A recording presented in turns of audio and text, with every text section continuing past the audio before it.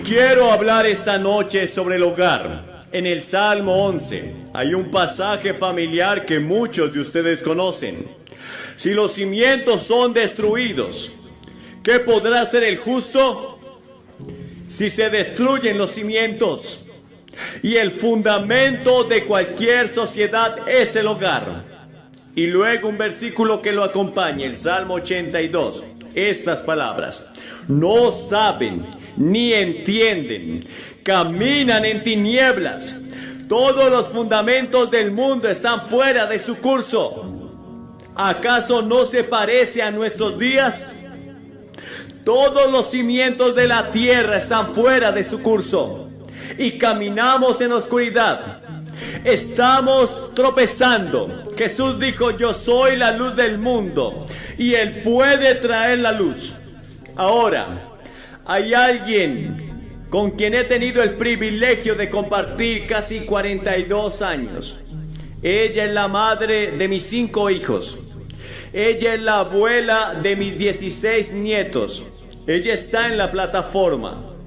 No pudo estar aquí la mayor parte de la misión de Inglaterra el verano pasado, porque estuvo entrando y saliendo del hospital, nada terriblemente grave, excepto que tuvieron que colocarle una cadera nueva y tuvieron que operarle el esófago, porque bueno, hace varios años estaba arreglando un columpio para mis nietos y se cayó de un árbol y se rompió varios huesos desorientándose por dentro. Ahora está bien, por primera vez en mucho tiempo, y todavía tose un poco.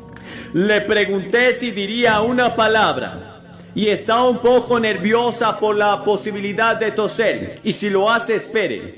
Tiene algo más que decir después de eso. Entonces voy a pedir a Ruth que venga. La gente, muchos periodistas me preguntan: ¿quién es el cristiano más grande que he conocido? Siempre respondo: Ruth. Ella es la cristiana más grande que he conocido. No, pero los cristianos felices y solidarios han sido parte de mi herencia. En 1916, mis padres aterrizaron en Shanghái, China, y pasaron los siguientes 25 años de su vida sirviendo al pueblo de China como médicos misioneros. No fue fácil. Eran tiempos difíciles, con guerras, enfermedades, bandidos, inundaciones, hambrunas. Y sin embargo, a causa de ellos, nunca supimos qué era el miedo. Diariamente en el hogar habían oraciones familiares, con himnos, lecturas de la escritura y oraciones. Fuimos disciplinados con amor, fuimos entrenados cuidadosamente. Pero mamá y papá no solamente la enseñaron, sino que la vivieron. Y como consecuencia, cuando era niña, fue fácil entregar mi corazón al Señor Jesús. Luego vinieron a Estados Unidos y tuvimos la dicha de vivir a su lado durante los últimos 25 años de sus vidas. Y gracias a su ejemplo cristiano, nuestros 5 hijos quedaron tremendamente influenciados, en buena parte gracias a ellos. Ellos también entregaron su corazón al Señor Jesús. Recuerdo el último año de su vida. Papá fue elegido moderador de una iglesia. Ahora bien, él tampoco se encontraba bien en ese momento y mi madre había sufrido un derrame cerebral y estaba en silla de ruedas. Pero una mañana bajé a ver cómo estaba y papá estaba de rodillas frente a mamá, ayudándola a poner sus medias. Y él me miró por encima de sus lentes y dijo: ¿sabes? Estos son los mejores años de nuestra vida. Cuidar a tu mamá ha sido el mayor privilegio de mi vida. Y la cuestión era que lo decía en serio. Entonces, doy gracias a Dios esta noche por un hogar cristiano y por lo que ha significado para mí y para nuestros hijos. Y si no ha tenido un hogar cristiano, pueden darle a sus hijos un hogar cristiano. Y si tus hijos ya son mayores y se han ido de casa, pueden volver a comprometer tu vida con Cristo y buscar algún otro joven que te ayude. Dios te bendiga esta noche. Gracias.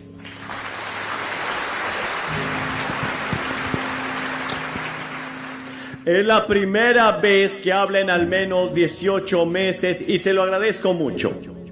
Creo que todos somos conscientes de que algo anda mal en nuestros hogares. Alguien ha dicho que todas las bodas son felices, es la convivencia posterior lo que causa todos los problemas. Y hay algo de verdad en eso. Un psicólogo estadounidense dice: el matrimonio es un infierno silencioso para aproximadamente la mitad de las parejas estadounidenses. Ahora, ¿qué está pasando? ¿Se puede revertir la marea?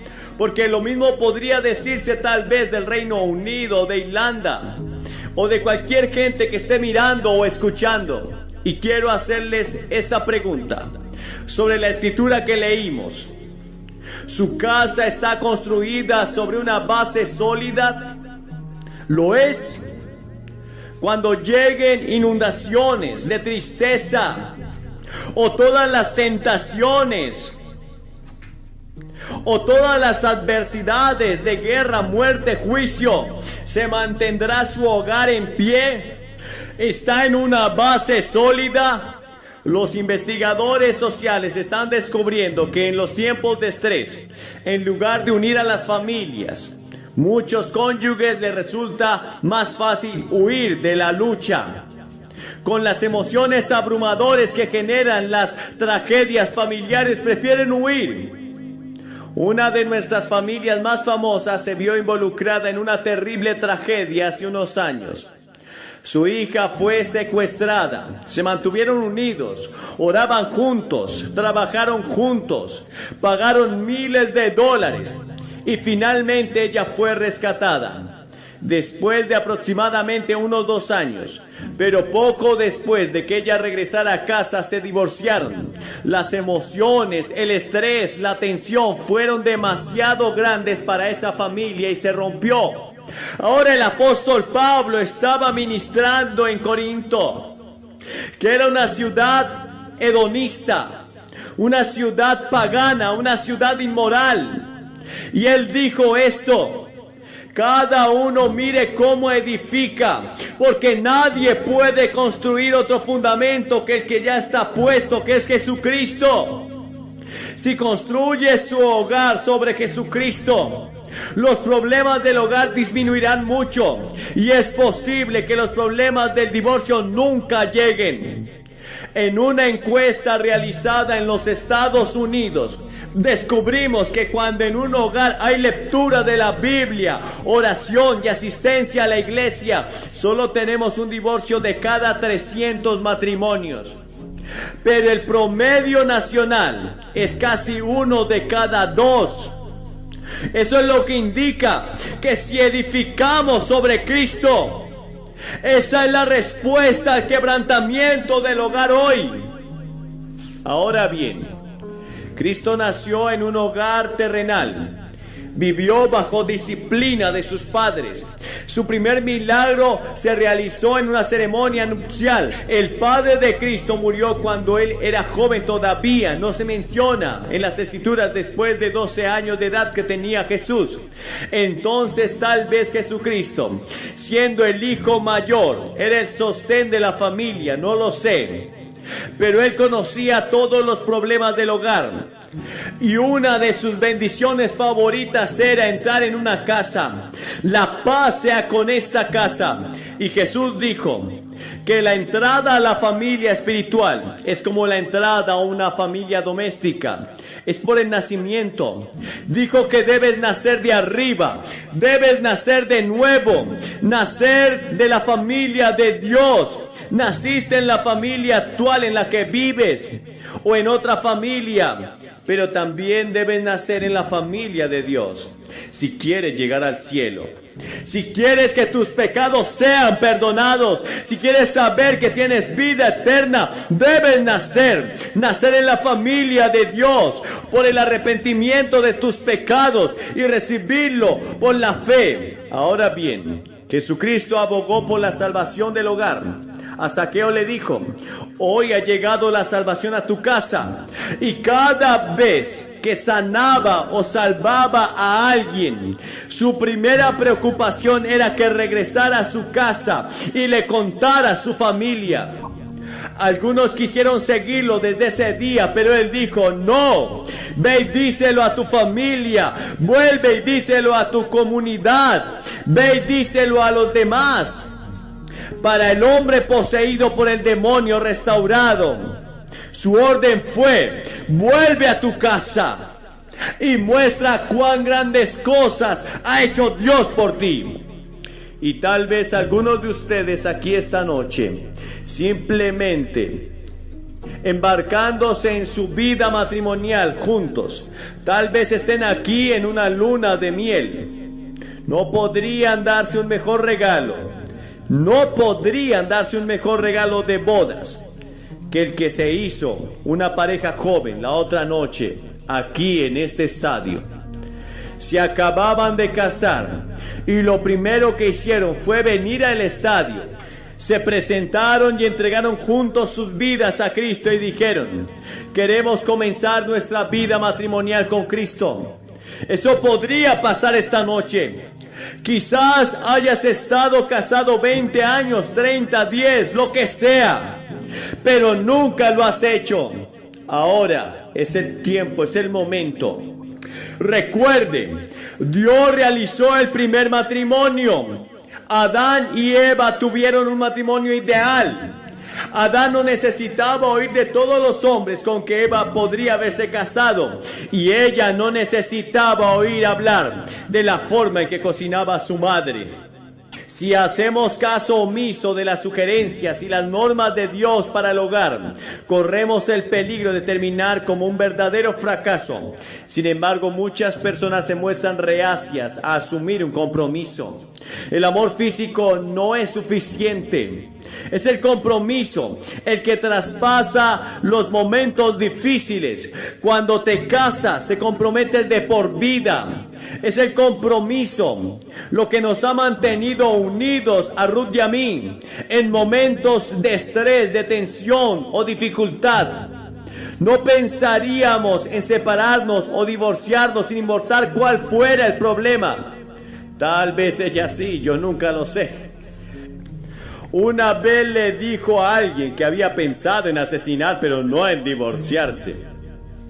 Ahora bien, otra piedra angular del éxito en el hogar y en el matrimonio es el ejercicio espiritual, la oración, la lectura de la Biblia, el compañerismo con otros creyentes. En Deuteronomios capítulo 6 dice: y estas palabras que yo te mando hoy estarán en tu corazón, y con diligencia las enseñarás a tus hijos.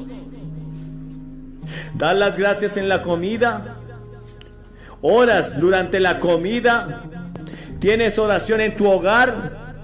¿Alguna vez usted y su esposa leen la Biblia juntos?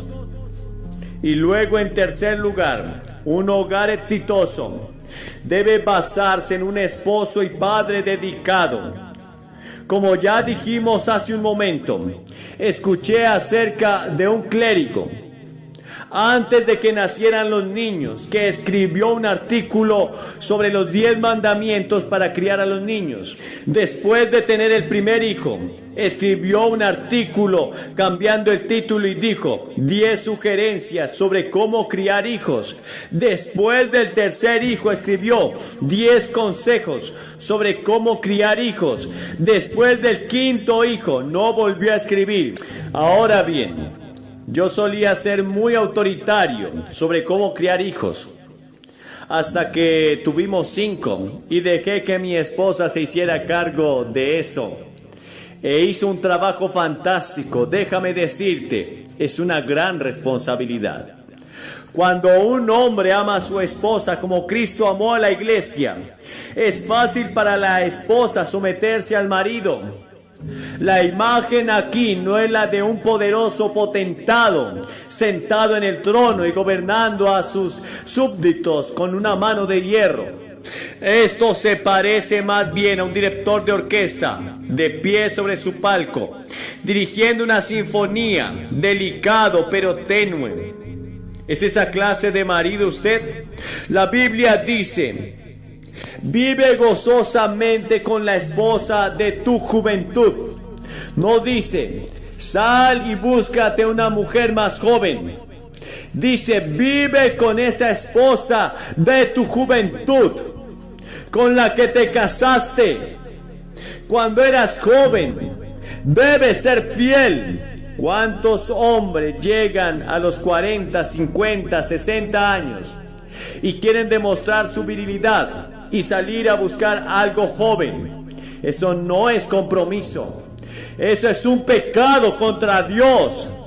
Leí un artículo en un periódico en el que se hablaba de varias películas recientes que abordan el adulterio como una experiencia de crecimiento positivo. Nunca creas algo así. Eso destruirá nuestra cultura tan rápido como cualquier otra cosa. La Biblia dice que la infidelidad es el camino al infierno. Y en cuarto lugar, un hogar exitoso debe tener una esposa y madre devota. Napoleón dijo: la mayor necesidad de Francia son las madres. Uno de los vicios que está afectando a nuestras esposas y madres hoy en el mundo es el alcoholismo y las drogas. Verás, no tienen a Cristo a quien acudir. Y cuando están criando hijos y cuando están casadas, necesitan un recurso, necesitan ayuda. Y eso viene de Dios, una relación con Dios. Así como el esposo, para ser el esposo correcto, necesita a Cristo, así para ser la esposa o la madre apropiada, usted necesita a Cristo. Muchos no tienen a Cristo, entonces recurren a otra cosa que los ayude. Un hogar cristiano tiene una madre y una esposa devota. Ahora sé que en los lugares como en los de Estados Unidos, Michigan, donde hay un gran desempleo, las mujeres tienen que ir a trabajar. Y quiero felicitarte por ayudar en el hogar y estar dispuesta a sacrificarte por ganar dinero para ayudar en el hogar durante una época de depresión, de recesión o de falta de ingresos en el hogar. Y en quinto lugar, un hogar exitoso se basa en niños disciplinados y obedientes. Ahora los niños pueden absorber cualquier cantidad de amor y disciplina, siempre que ambos se mantengan en equilibrio. Escuché a un psiquiatra decir en la Universidad de Columbia hace algunos años en Estados Unidos: si sus hijos se rebelan, conserven amor a toda costa y lo superarán.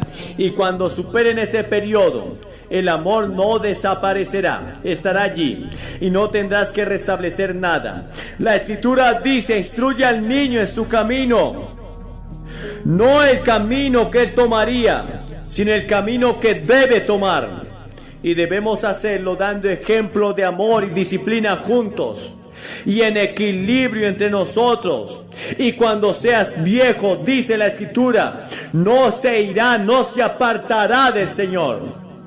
Él volverá algún día como el hijo pródigo. El padre nunca dejó de amar a ese hijo hasta que regresó. Tu hijo, tu hija volverán si los has formado correctamente cuando eran niños y has vivido el ejemplo de Cristo delante de ellos. Pero si no has vivido un ejemplo delante de ellos, no esperes que Dios haga grandes milagros. Podría hacerlo, como les mostré en un momento, aquí mismo, lo que está haciendo en algunas familias en este momento. Tus responsabilidades sociales y domésticas hacen que tu respuesta individual a Cristo sea mucho más significativa. Por otro lado, si estás aquí con parte o toda tu familia esta noche y el Señor te dice, como invitó a Noé, entra tú y tu casa en el arca, la escritura dice ven. Marido y mujer se acercan juntos, padre e hijo vengan juntos, hijos y madres vengan juntos, quien quiera que seas. Si escuchas la suave y apacible voz de Dios en tu interior impulsándote y diciendo, este es el camino, ande por él. Venga con su familia o vengan solos, pero no se marche de aquí hasta reconocer que Cristo es su Señor. Debido a que no puede ser el tipo correcto de esposo o padre, no puede ser el tipo correcto de madre o esposa o hijo en el hogar sin Cristo. Y una vez que hayas escuchado el mensaje, como lo has escuchado esta noche, tu responsabilidad es tan grande porque Él dice, ahora es el tiempo aceptable, hoy es el día de salvación. El que endurece su corazón siendo reprendido muchas veces será cortado repentinamente y sin remedio. Y ahora quiero leerle una carta que dice así: querido Dr. Graham, tuve que escribirte una carta para contarte lo que había estado pasando desde hace un año. Hace un año estaba firmando mis papeles de divorcio. Mi esposo era un minero que estaba en huelga. Mis hijos estaban hechos pedazos, hechos jirones a causa de todos mis pecados y habían llegado a la delincuencia y a las drogas y al alcoholismo. Mi hija estaba terminando la universidad, pero no encontraba trabajo y estaba totalmente desmoronada. Todo estaba siendo destruido en mi vida. Durante muchos años practiqué el ocultismo. Leí las cartas de la fortuna e iba camino al infierno hasta que finalmente lo encontré con la destrucción de mi hogar. Pero un día mi esposo vio pasar un autobús con un letrero que decía, este es Billy Graham y vale la pena escuchar el mensaje de Jesucristo. Él lo ignoró por algún tiempo, pero de repente ese autobús seguía pasando por el lugar donde mi esposo trabajaba, hasta que él no pudo resistirlo. Él fue a una cruzada y aceptó a Jesús en su corazón. Luego me llevó a mí. Yo estaba tan irritada, no podía creer lo que estaba haciendo. Yo creía que era algo estúpido, pero esa noche el Señor me habló, rompió mi corazón. Él habló a mi vida y entró en mi corazón, nací de nuevo. Fuimos todos bautizados. Y la semana pasada mi hija aceptó a Cristo y fue bautizada también. Esta es una familia. Y tenemos cientos de decenas de cartas similares de la misión el año pasado. ¿Qué está pasando contigo? Voy a pedirte que vengas esta noche. Dices, ¿qué tengo que hacer? Voy a pedirles que hagan lo que hemos visto hacer a miles de personas. Voy a pedirte que te levantes de tu asiento, que vengas y te pares frente a esta plataforma y digas, soy un pecador, necesito a Cristo. Quiero que Él venga a mi vida, lo quiero.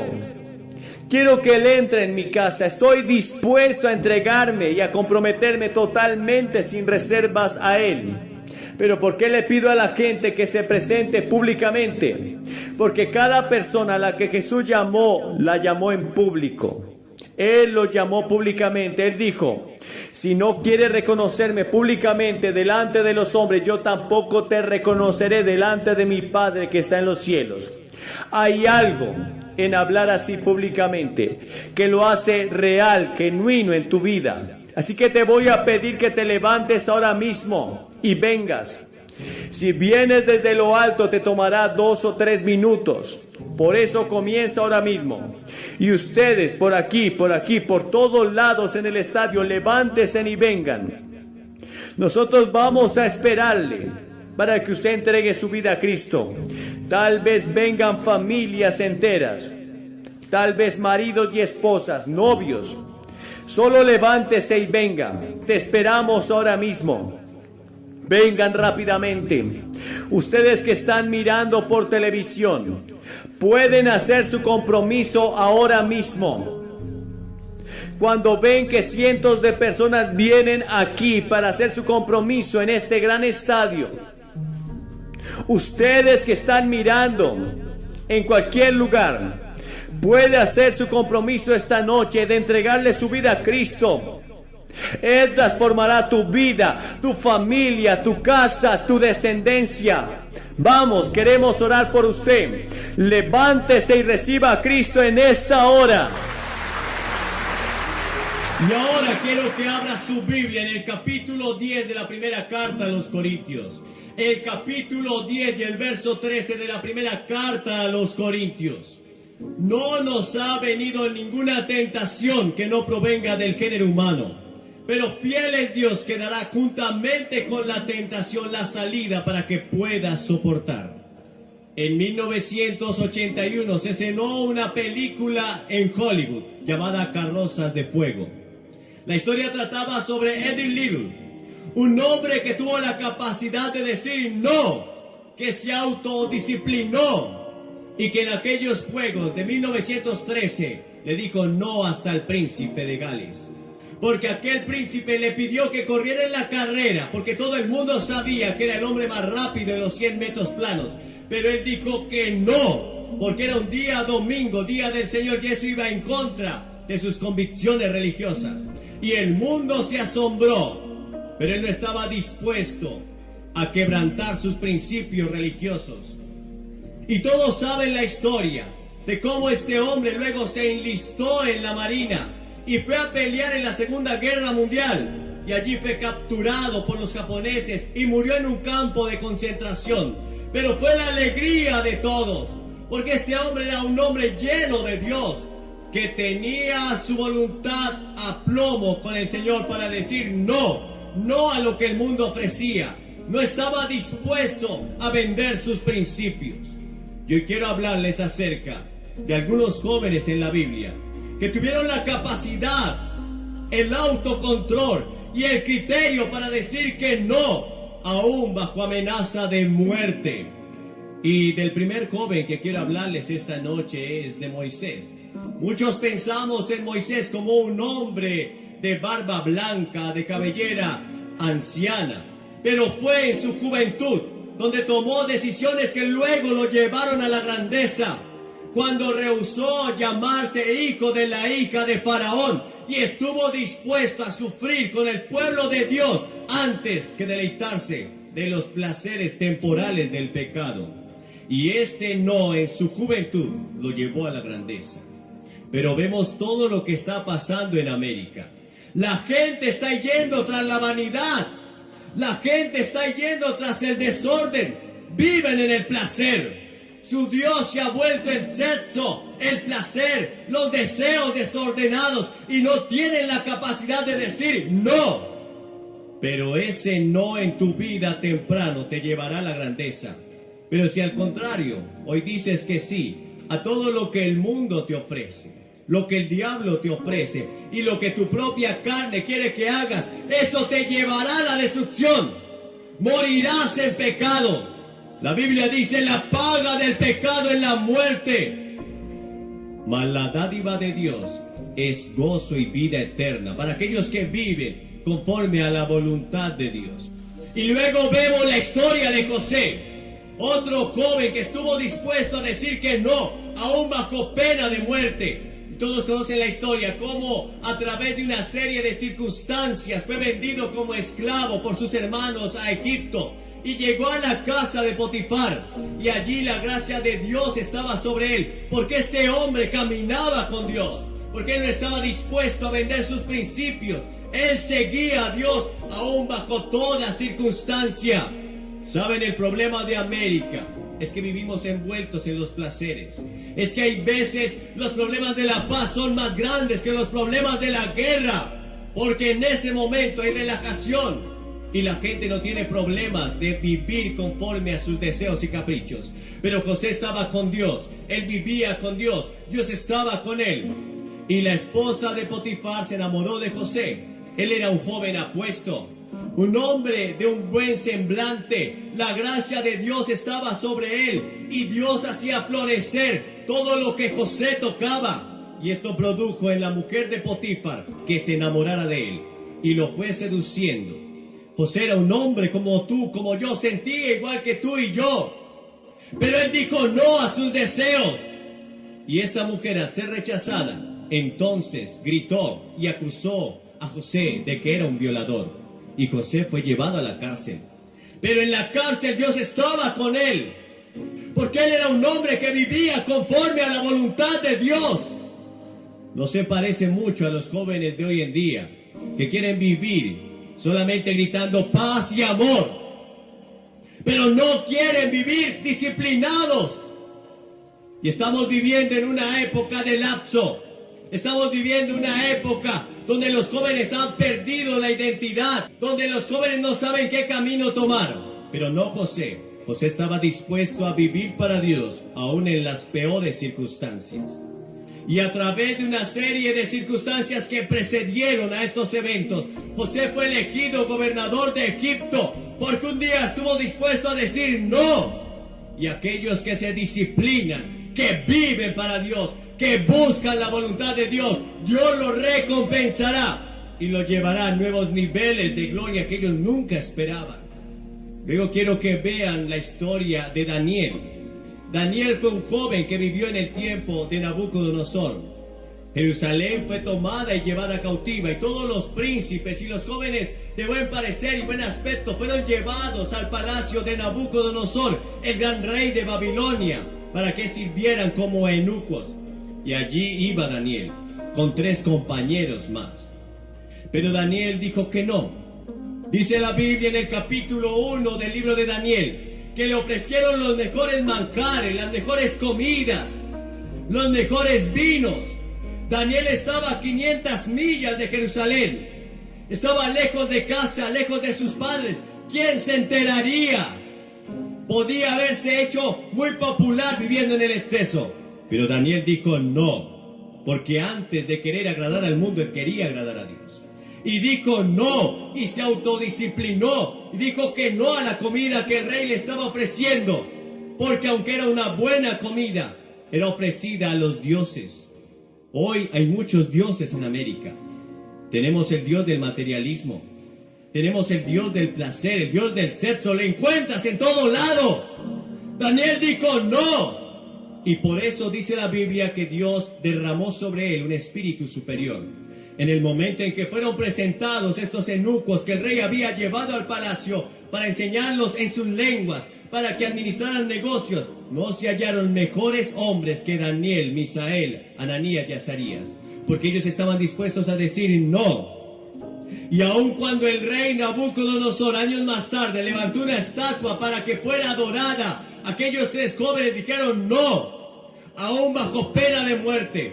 El rey dijo, está bien, no quieren servir a mis dioses, serán echados al lago de fuego, serán echados a un horno de fuego.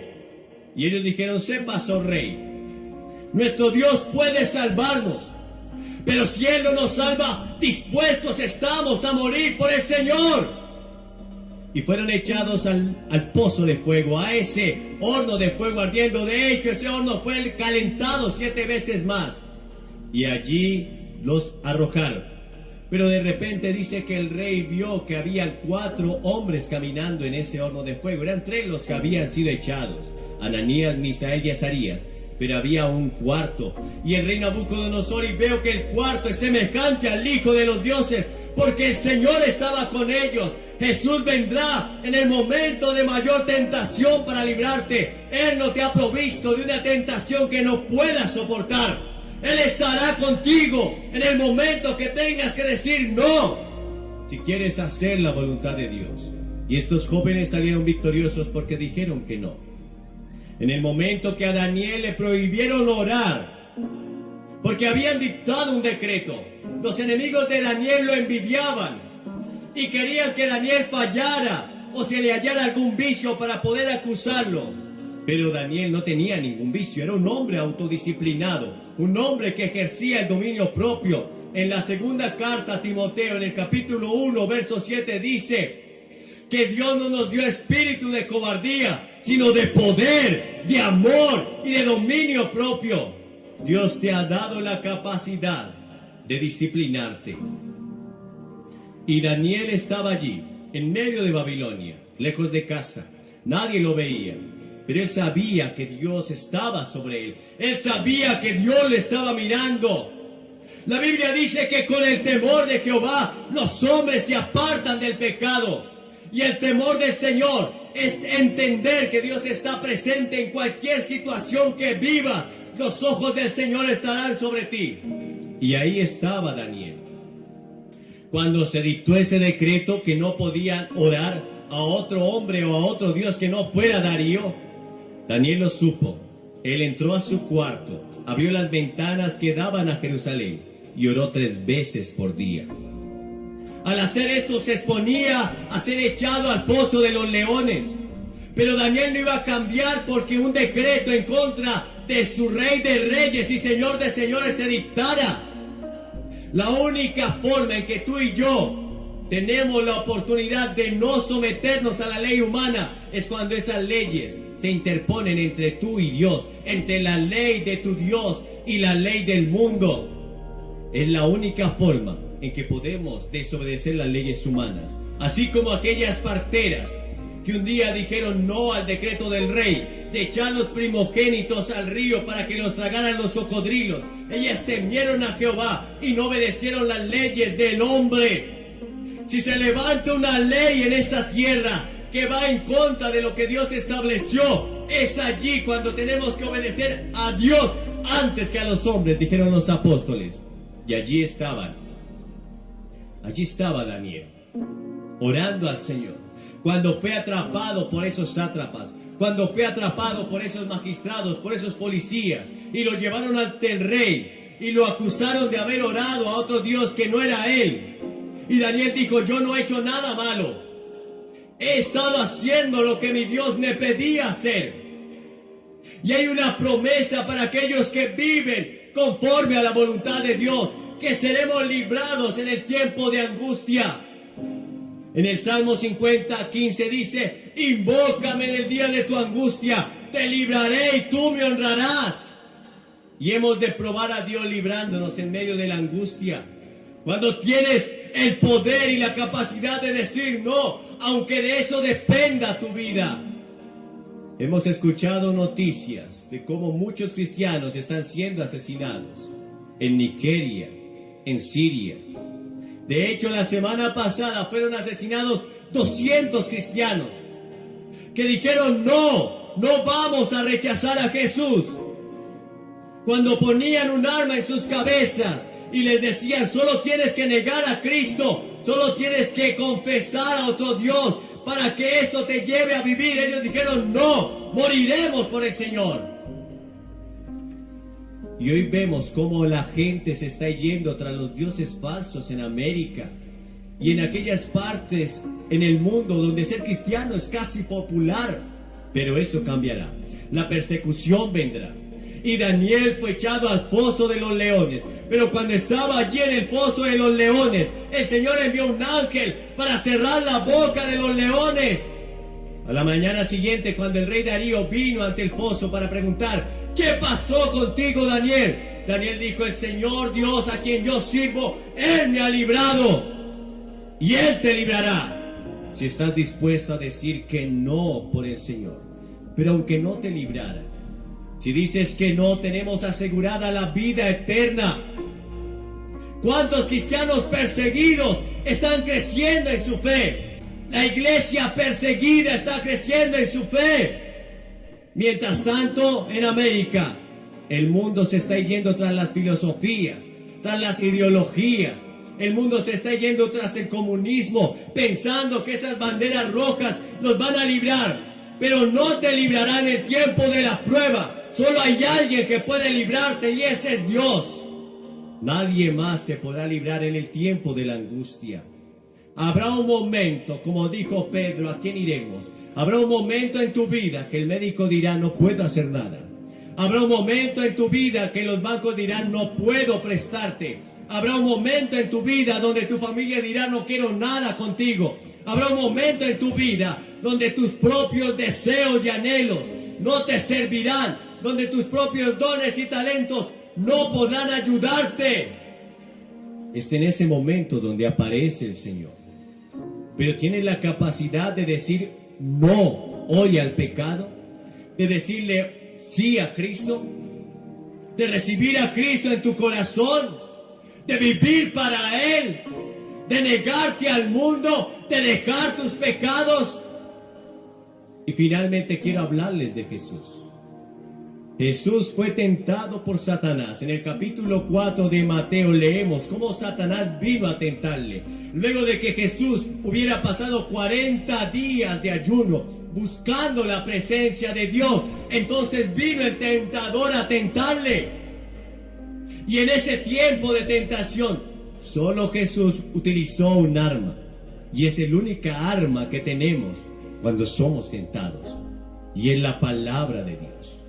En el libro o en la carta de Hebreos, el capítulo 4 y el verso 12 dice: porque la palabra de Dios es viva y eficaz, y es más cortante que toda espada de dos filos, que penetra hasta partir del alma y discierne las intenciones y los pensamientos del corazón. Es por eso tan importante que tú memorices la palabra. Debes leer la palabra para cuando venga la tentación puedas enfrentar a Satanás y él huya de ti. Sométase pues a Dios, soporten al diablo y él huirá de vosotros. Y lo primero que utilizó Satanás para tentar a Jesús fue los instintos naturales. Él apeló a los instintos naturales de Jesús. Jesús era tan humano como tú y yo. Él sentía hambre, él sentía sueño, él se cansaba, él tenía mal aliento. Él era tan hombre como tú y yo, y tan Dios como el Señor que está en el trono, el que vive y reina para siempre. Pero después de 40 días, él tenía hambre. Así que Satanás vino y le dijo: si tú eres el Hijo de Dios, dile a estas piedras que se conviertan en pan. El instinto y el deseo de Jesús era humano. Seguramente al escuchar la palabra pan, sus deseos afloraron, sus instintos naturales tomaron vida y fuerza. Y aunque ese deseo era natural, sin embargo la manera de satisfacerlo no era legal. Estaba bien sentir hambre, era un deseo natural. Está bien que tú sientas hambre, está bien que tú tengas ganas de tener sexo, pero la manera en que tú satisfaces esos deseos es lo que está bien o mal. El sexo fue dado dentro del matrimonio, pero cuando haces algo por fuera del matrimonio, cuando tienes y haces tus deseos realidad por fuera del matrimonio, eso está mal. Eso se llama fornicación. El sexo fue un regalo de Dios dentro del matrimonio. Y la familia que Dios creó es hecha solamente de un hombre biológico y una mujer biológica. Lo demás es abominación delante de los ojos de Dios. Y allí estaba Jesús, mirando esas piedras. Tenía el poder de convertirlas en pan. Pero no era lo que el Señor lo mandó a hacer. No era lo que su Padre le había encomendado a hacer. Oh, sí, la gente tiene hambre en el mundo. Podía solucionar el hambre del mundo, pero ese no era el propósito de Jesús en la tierra. Él vino a morir por ti en esa cruz. Él vino a salvarnos de nuestros pecados. Y Él, si Él hubiera cedido a esa tentación, tú y yo no tendríamos salvación. La gente debe entender que somos peregrinos en esta tierra. La gente debe entender que vamos de paso, camino hacia el cielo. Y ese camino se llama Jesús. No hay más caminos.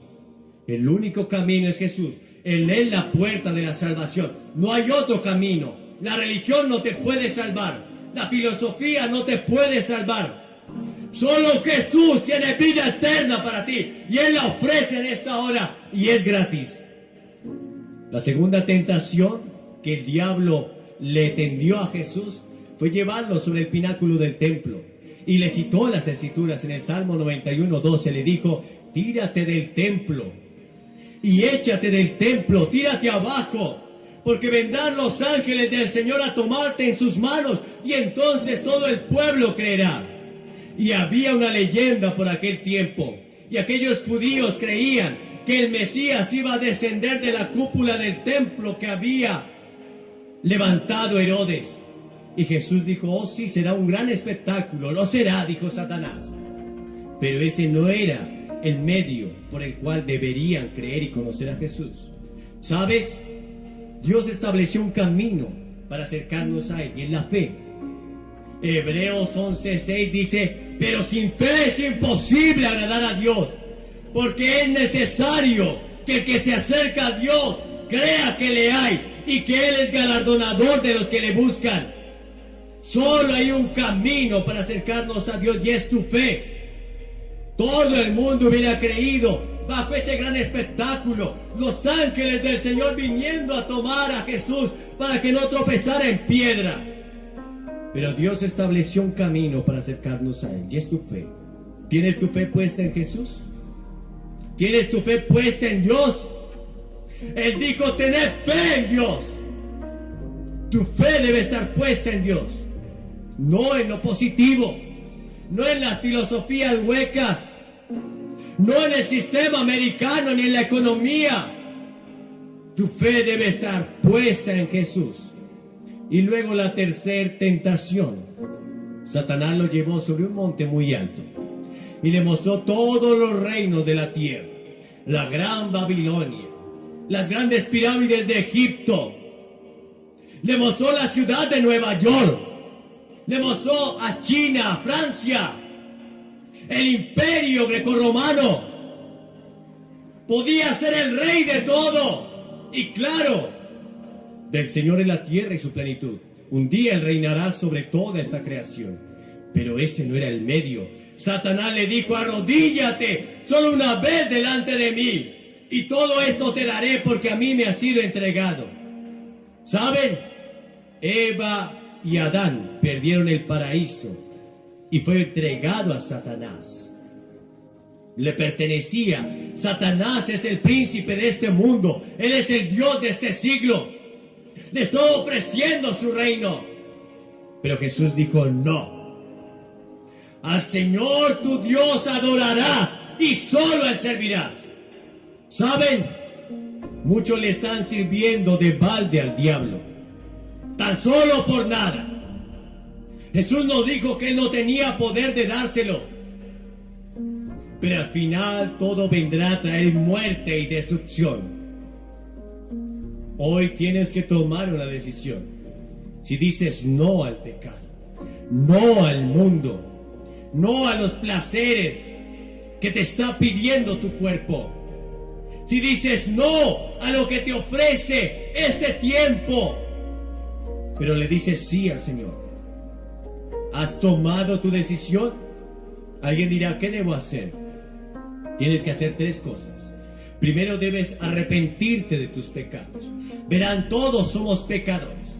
Todos hemos quebrantado las leyes morales de Dios. Tú has mentido, yo he mentido. Entonces eres un mentiroso, y los mentirosos no tendrán parte en el reino de Dios. Tú has mirado a una mujer con codicia, entonces eres adúltero de corazón, y te tendrás que enfrentar un día a un Dios que es santo, a un Dios que te juzgará por los 10 mandamientos. El día que te enfrentes ante ese Dios, serás culpable o inocente. Indudablemente seremos culpables, a menos que aceptes a Cristo, a menos que aceptes el sacrificio en la cruz por ti, porque la paga del pecado es la muerte, mas la dádiva de Dios es justicia eterna. Todos hemos nacido en pecado, pero para esto apareció el Hijo de Dios, para deshacer las obras del diablo. Arrepentimiento significa cambiar de dirección. Vas en dirección opuesta. Dejas tu vida de pecado y te vuelves a Dios. En segundo lugar, debes poner tu fe solo en Jesús. Cuando me subí a esta plataforma, no pregunté de qué material estaba hecho. No pregunté si la habían probado antes. Simplemente me subí a esta plataforma. Eso se llama fe. Tienes tu confianza puesta en Él. Entregas tu vida a Él, como aquel niño que confía que su padre lo va a llevar en la tormenta. Tu fe puesta en Jesús, solamente en Él. No en tu justicia, no en tus sacrificios, no en tu buena voluntad. no porque hagan lo correcto. Verás, la Biblia dice que todas nuestras justicias delante de Dios son como trapos de inmundicia. No hay ninguna justicia humana que pueda satisfacer la justicia de Dios. Solamente puedes ir a la presencia de Dios a través de Cristo. Verás, Hebreos 4:16 dice: acerquémonos pues confiadamente ante el trono de la gracia para alcanzar misericordia y hallar gracia para el oportuno socorro. Solo a través de Cristo, solo hay un camino, solo hay una verdad, solo hay una vida, y está en Cristo. Y en tercer lugar, debes hacer tu fe pública. Verás, todas las personas a las que Jesús llamó en el Nuevo Testamento, excepto Nicodemo, vinieron a él en público. Jesús dijo: si no estás dispuesto a confesarme delante de los hombres, tampoco yo te confesaré delante de mi Padre que está en los cielos. Debes pararte ante esta plataforma y decir: yo acepto a Cristo, yo recibo a Cristo en mi vida. Debes confesarlo públicamente, dar testimonio. No te puedes avergonzar de Cristo, porque Él no se avergonzó de ti. Él colgó en una cruz frente a la chusma delirante, sufrió los esputos del pueblo, fue golpeado, herido. El látigo romano cayó sobre él, desfigurado, le arrancaron la barba. Pero Él sufrió por ti y no se avergonzó de llamarse tu Dios.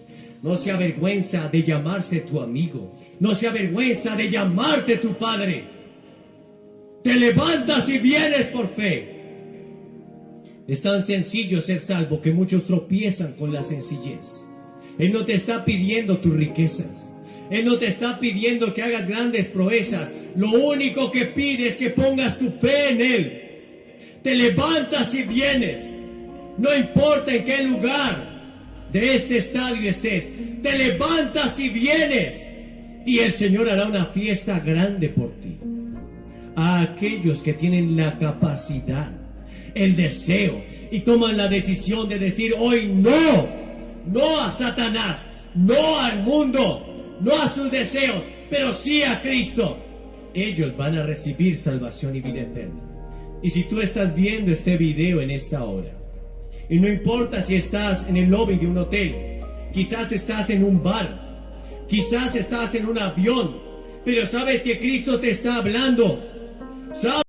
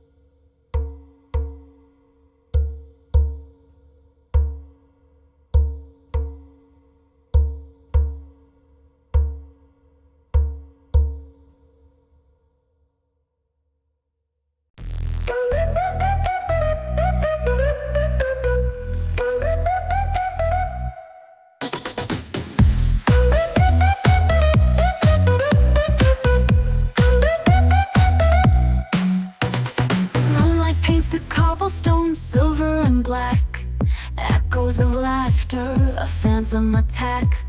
On my senses your memory spins, a dizzying waltz in the heart of the city where magic exalts. They say forget him, he's gone, he's a ghost, but I feel him here in the smoke and the frost of my breath in the cold.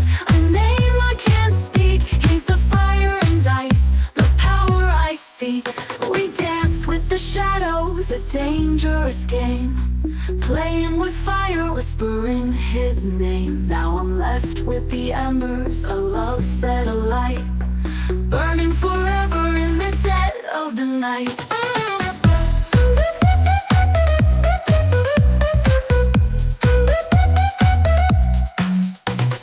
Caught in the rhythm, a spell I can't break, every beat of my heart, a promise we make. Across the divide where shadows convene, I'd lose myself willingly to see you again.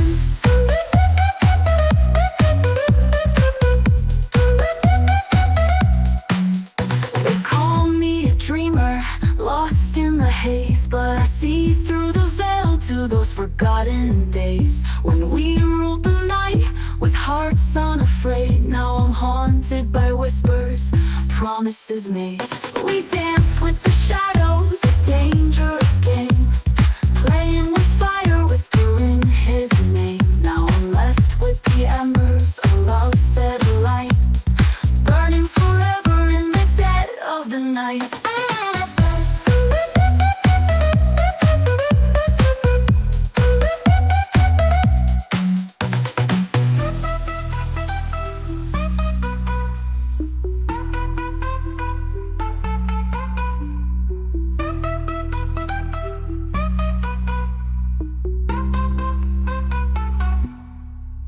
We dance with the shadows.